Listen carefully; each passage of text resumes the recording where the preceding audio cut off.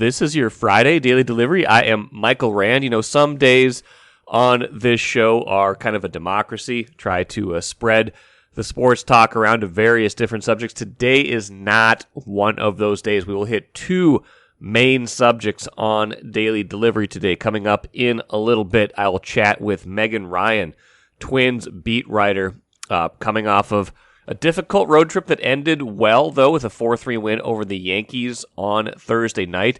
And now the real fun begins. Big series against Cleveland starting Friday at Target Field. And the rest of the way, at least the schedule is a little bit more forgiving, not playing the best of the best. And they have 14 games still against Cleveland and Chicago as the Twins try to win the AL Central.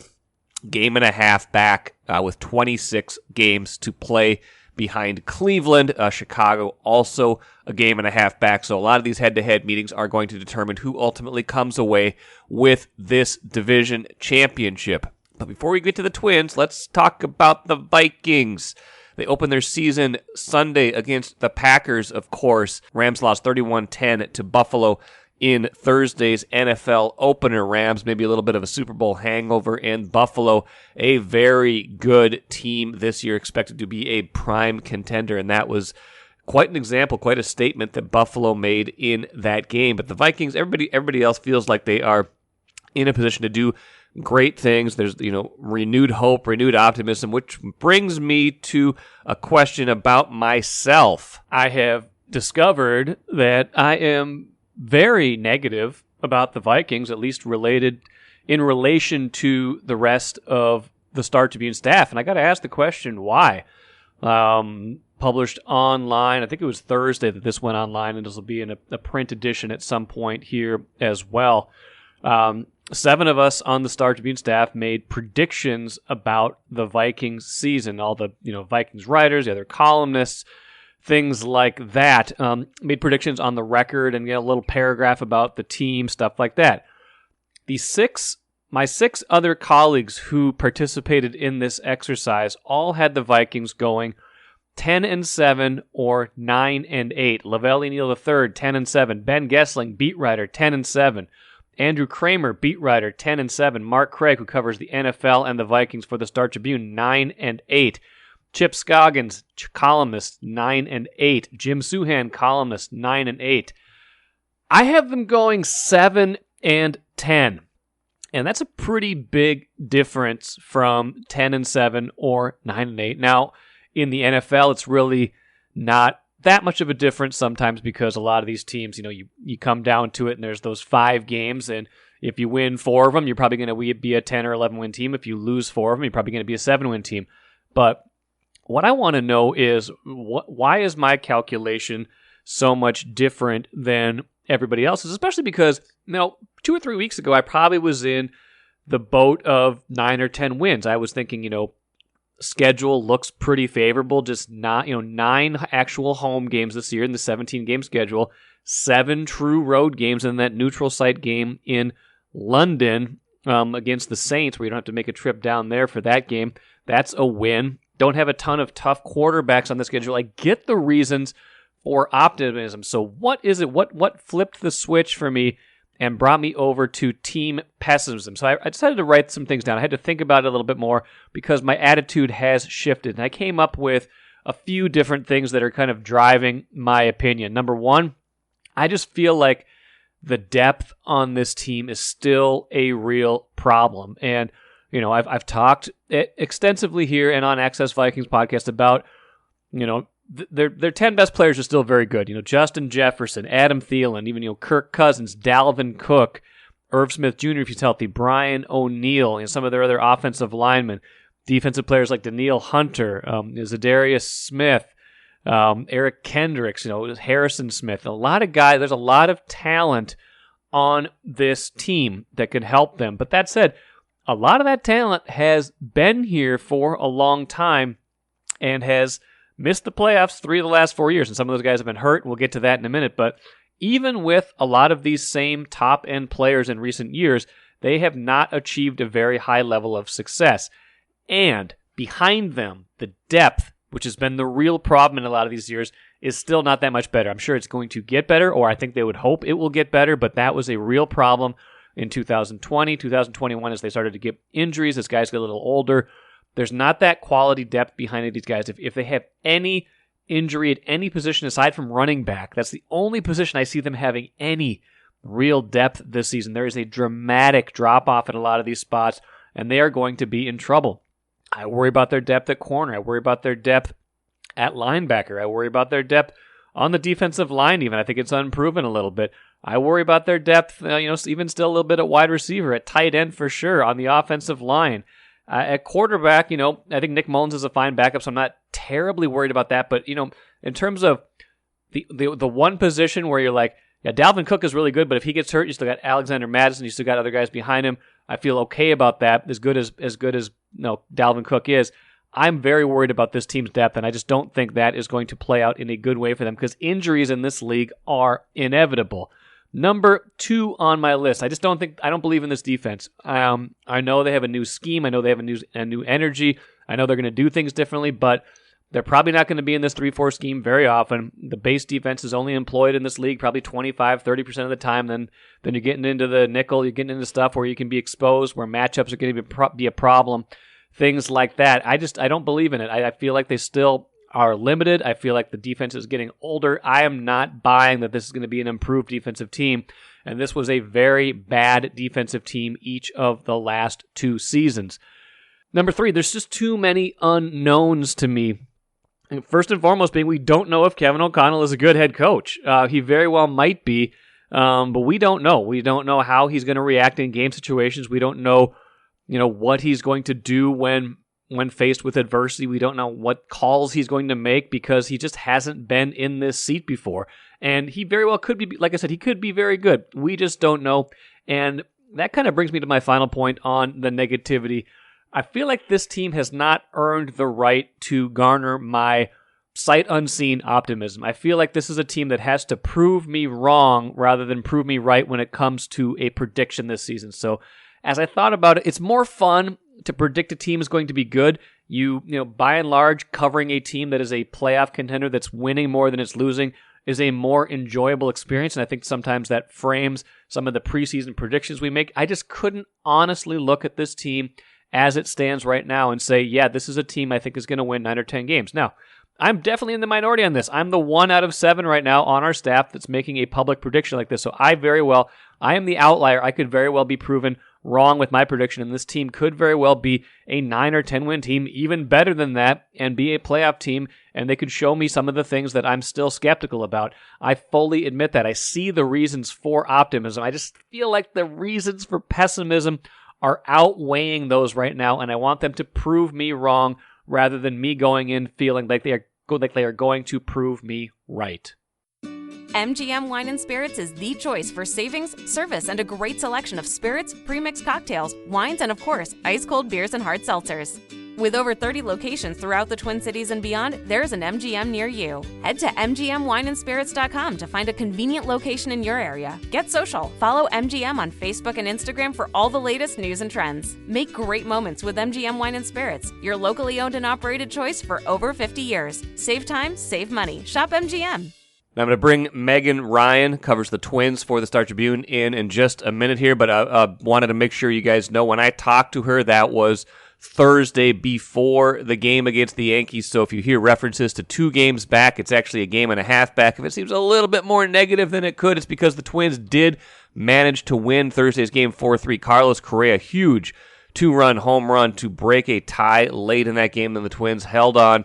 The Yankees had threats in the bottom of the 8th and bottom of the 9th, got 1 in the 8th, but Michael Fulmer gets out of a bases-loaded 1-out jam in the bottom of the 9th. The Twins get a much-needed win, probably brings some confidence into this series against Cleveland. So probably feeling a little bit better about themselves. Fact of the matter remains, though, 2-15 this season against now the Yankees, Dodgers, and Astros. The great news is they no longer have to play those teams anymore.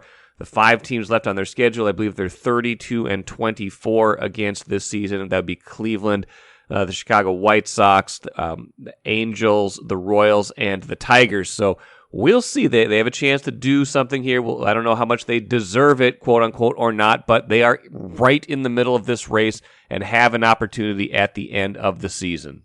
Good to be joined today by Megan Ryan, covers the Twins for the Star Tribune, has been out in New York. Not a lot of success out there, Megan. I want to talk a little bit about that series and also spin forward to the rest of the year. And, we've documented the Twins' struggles against some of these, some of the really good teams in baseball, and Rocco Baldelli made the point the other day, like a lot of teams are struggling against the Yankees, the Astros, the Dodgers, the Twins to an extreme case, entering play Thursday with a 1-15 record against those three teams. But the schedule gets interesting and considerably easier now that they come home for these games against Cleveland. They've got 14 games left against Cleveland and the White Sox, and nobody else really on the schedule should scare you all that much. So they, as tough as the last week has been, they have to feel at least okay about where they are coming into this weekend, I would imagine, even if it hasn't gone exactly how they wanted it to. Yeah, I mean, I think that's something that is, they try to keep in perspective, the players and the staff. And I think the fans probably have a hard time keeping into perspective is that, like, as bad as some of their losses are, and perhaps as like preventable as some of these losses seem, the fact of the matter is that they're 2 games out of first place in the AL Central. So, and they play like so it's like Cleveland's 2 games up, and then you've got the White Sox and the Twins tied at 2 games back. Right. And that's a close game. Like, that's a close race, but there are so many games between those 3 teams left in this season. I think there's like 2 series, a home and away against Cleveland. There's another home and away, I think, against Chicago as well. Correct. So there's a lot that can happen in those games, because when you play each other that much, like, things change very quickly. So I think that's maybe the thing to keep in mind, when the Twins are losing to the Yankees for the umpteenth time and it seems all doom and gloom, which, yeah, it's tough, but there's still so much that can happen. And there's still a way that these guys win the Central and go on to the playoffs. And then, it's anyone's game once it gets to that point. So there's a lot left to live for, even if the Yankees continue to beat the Twins. This series aside, I've gotten the sense almost all season, at various points, it's been a little bit different, especially when they had that, really good stretch early in the year that put them into first place. And then kind of that's kept them either in first or in contention for pretty much the entire rest of the season. But I've gotten this sense that fans are having a hard time enjoying this team or getting fully invested, getting behind this team, even though it is competitive within its division. Have you gotten that sense as you interact, whether it's just in person on social media, whether you get, whether it's emails? Have you gotten that sense that this is, I know you didn't cover the team in 2019, but that was a much better team, but a different vibe, even though that team also was highly competitive as well. Have you gotten the sense of fan angst, even as this has gone reasonably successful in the context of expectations? Yeah, I think I have. It's been interesting because you're right, I don't have a ton of context, but I have been talking to a couple of my sports writer friends around town. And they have all even mentioned, like, wow, like the Twins fans just, like, they seem hard to please. Like, even when the team's in first place, it's like, they are upset about, the manager pulling the pitcher after 5, or they're upset about the bullpen blowing a game, or, and like, there's kind of all of this angst about it. And whenever they lose a game, it's like, the world has ended. And it's hard for me because I'm a Libra. I see both sides of every situation. So it's hard for me to like kind of be judgmental on either side, because on the unbiased sports writer side, I do see it, the fact that yeah, they're still in it and there's still a lot to play for. And so, nobody's perfect. They're going to have games where, the pitcher gets pulled, or where the bullpen, blows up, or Carlos Correa doesn't hit a grand slam or whatever. There's going to be things like that. And, you just kind of have to roll with those punches. But at the same time, I think I can see it from the fan perspective too, which is that, God bless them, they've been burned in Minnesota sports for however many years of, these teams underperforming or feeling like they were going to be really good and then not. And I think maybe for the Twins, the reason it's been so compounded in the last couple of years is the fact that they were so good in 2019 and then they were so good in 2020. And even then they couldn't get out over this playoff curse. Right. And then, they come out of those things and everyone's like, oh, they're on the rise. And then they have this just absolutely atrocious year in 21. And then this year it's supposed to be, they rebuilt everything and they've got Carlos Correa and things are on the up and up. And it's much better than it was last year. But it's not maybe to the extent that they thought that they were going to be getting when they came out of 2020, 2019 and 2020. So I can get it from that perspective of just being disappointed that, this team was supposed to maybe achieve a lot more than you thought. And it hasn't for whatever reason.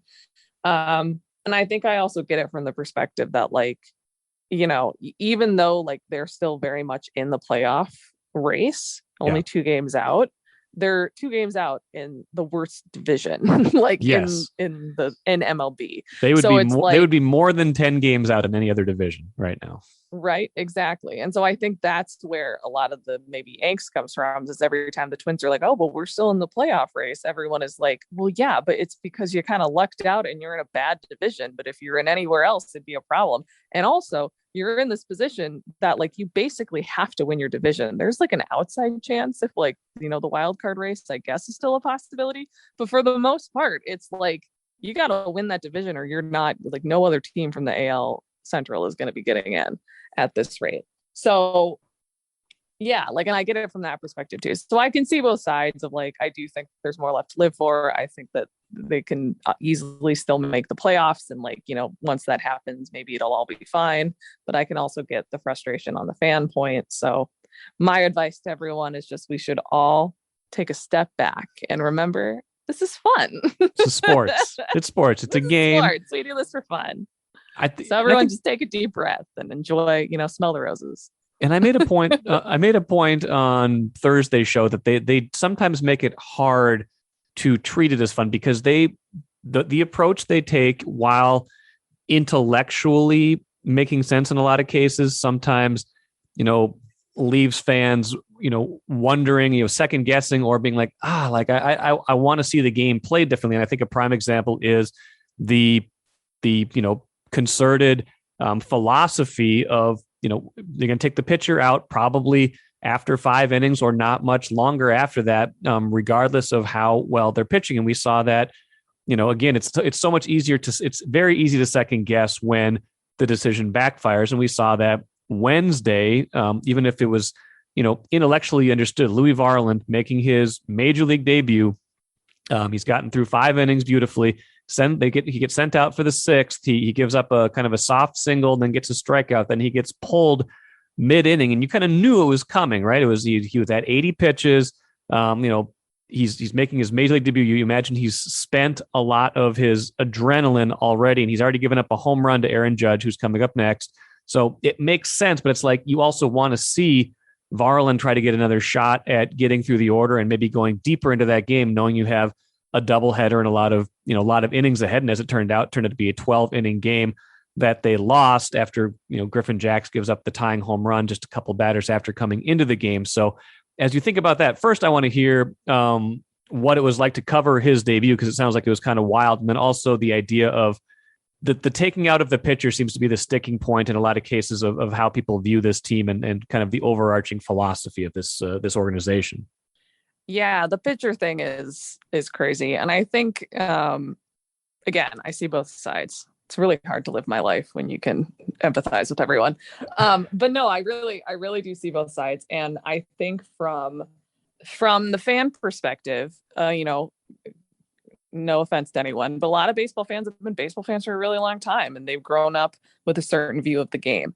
And the game has been changing, as all things do over time. And so kind of gone are the days when you had your pitchers that threw complete games all the time or whatever, or regularly went into the 7th, 8th inning or whatnot. And then you put in one closer and you were done.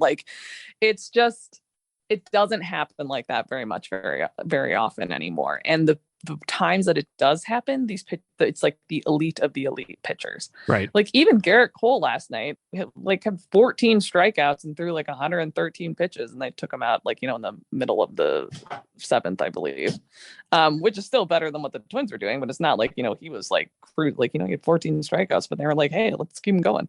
It really is rare, and there has to be like a perfect storm of like, they have to be pitching well, their pitch count has to be low, like all of this. Like, remember earlier in the year when Kershaw was throwing a no-hitter and he was on like, I think 80 pitchers or something, and they're like, yeah, let's pull him in the seventh. Like, right. It's like things happen. So I think that is hard to understand. I also think that certain coaches, and especially Rocco, has always been this way. Like, at least he's consistent in that matter of like, he's a matchup guy, and he's someone that is going to always go to his bullpen because he's going to want them to prove that, that they can do what their job is. Yeah, no, that's true. And I mean, it's, yeah. And the other point of it, it's a matchup thing too. You know what I mean? Like it is the point. Yeah. Yes, of course. And it's like, it's intellectually makes sense, but it's also still like, would love to see Louis Varland keep pitching and listen to his mom still screaming the whole time. Right. I know you would. So yeah, we can talk about Varland if we're sick of, angsting over the pitching. Yeah, thing. let's talk about Varland. Varland's kind of a fun story because he's North St. Paul native, Concordia, a little bit of an underdog story is maybe the wrong term, but really a fast riser, a riser through the major league or minor league system. Not someone you probably had on your radar as someone who's going to make his major league debut this year. Started in Double-A. Ends up making his debut in a doubleheader at Yankee Stadium and does quite well. Looks like he belongs here, and injuries forcing him into the rotation, but also his performance in the minors and tons of family support. Seemed like it was a fun night for him, even if it, didn't end up working out in terms of the ultimate game outcome. Yeah.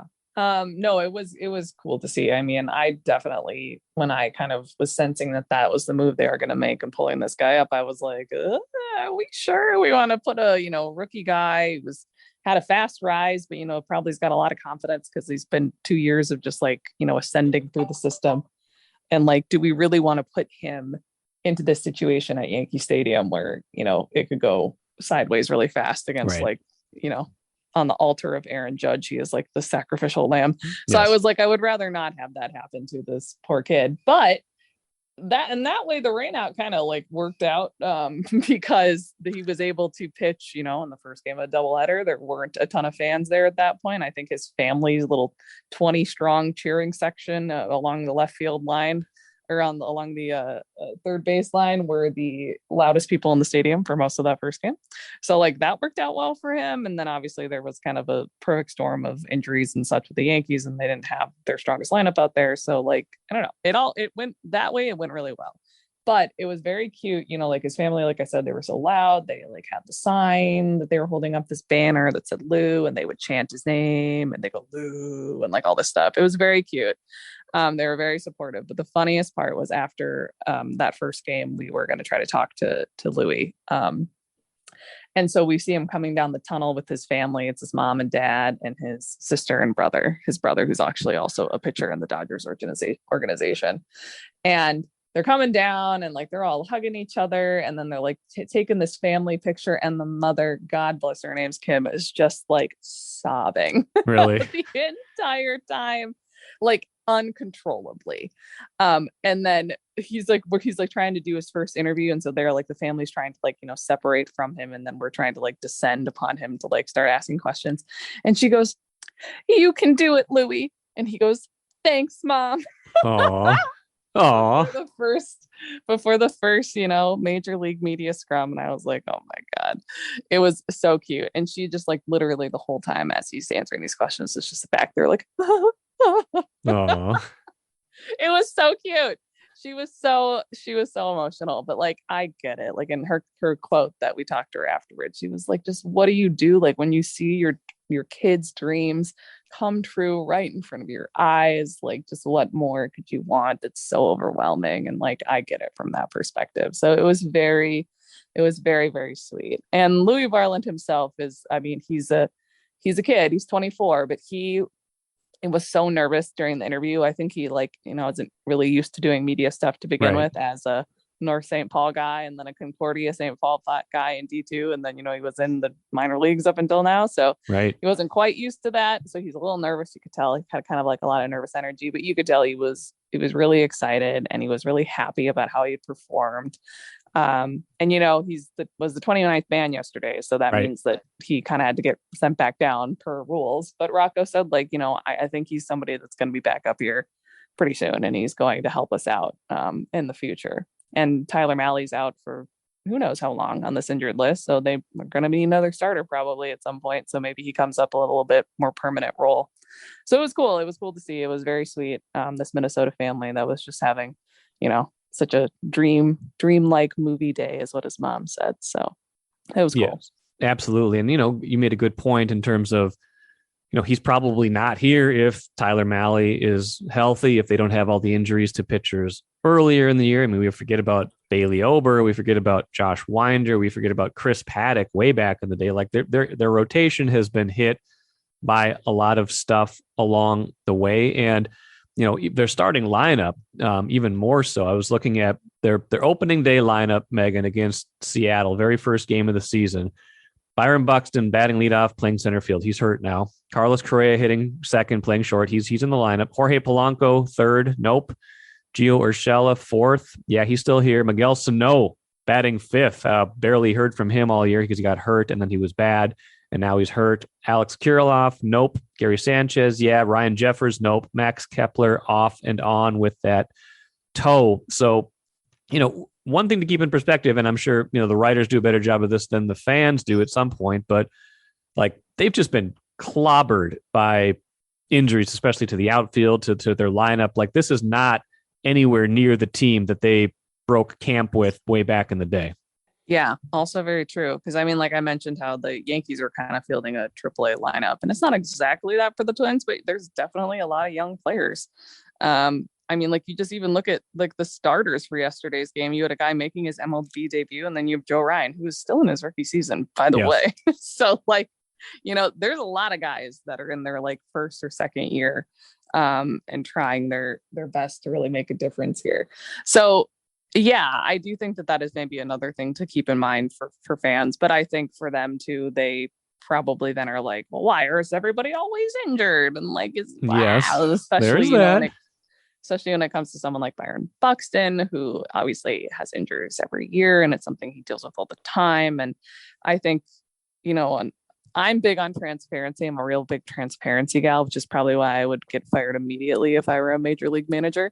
But for me, it's I would just be honest about this stuff. And I think maybe that's what a lot of the frustration comes with, is that these teams are, for good reasons or their own reasons, are kind of secretive, or they don't really say exactly what this guy is dealing with at this time. And I get that. I don't think you have to be so specific of yes, Byron Buxton saw the doctor today and here are the x-rays, everyone.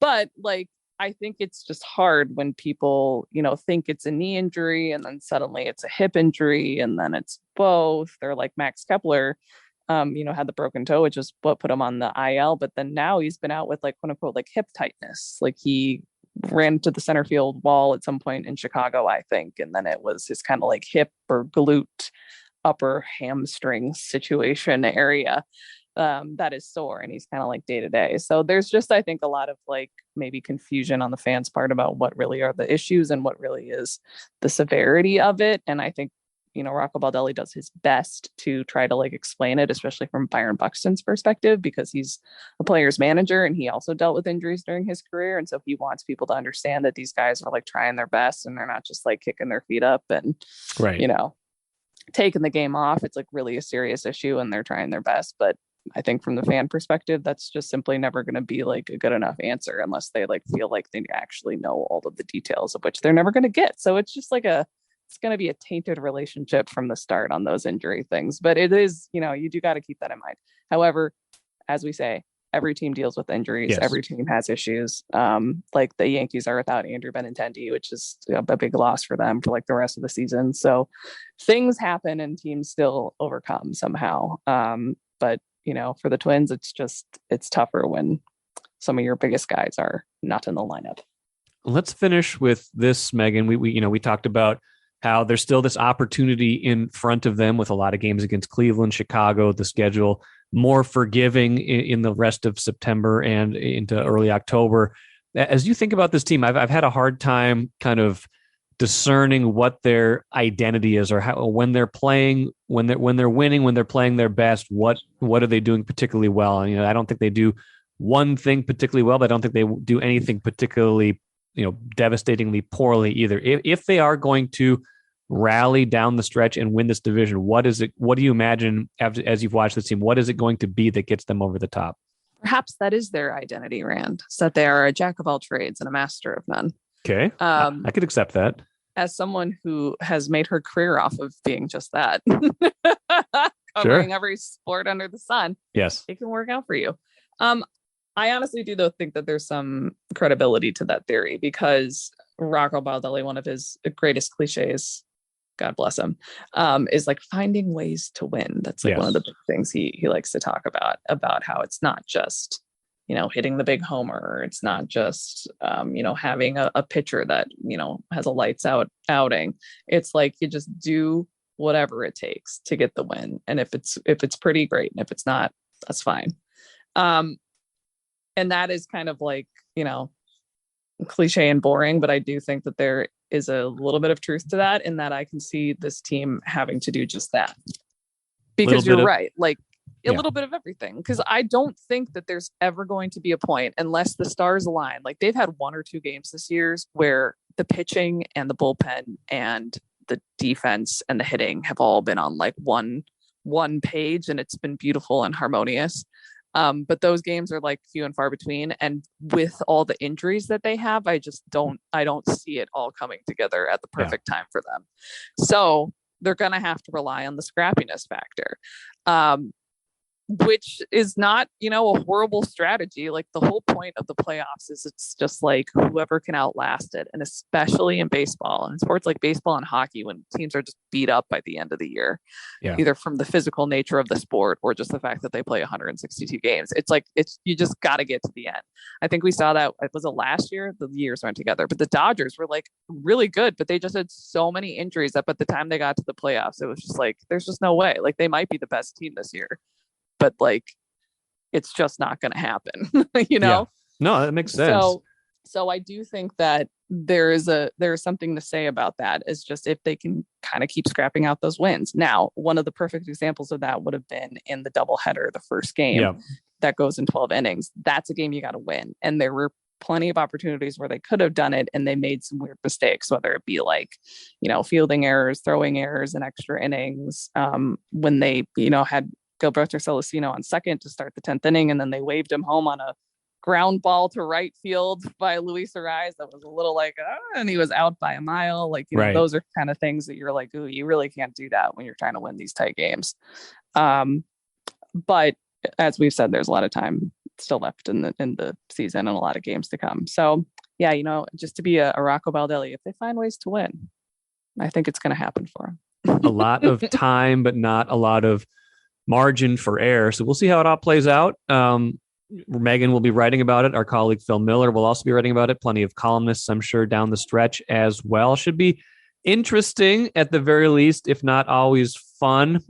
Megan, appreciate your time today, and we'll catch up soon, okay?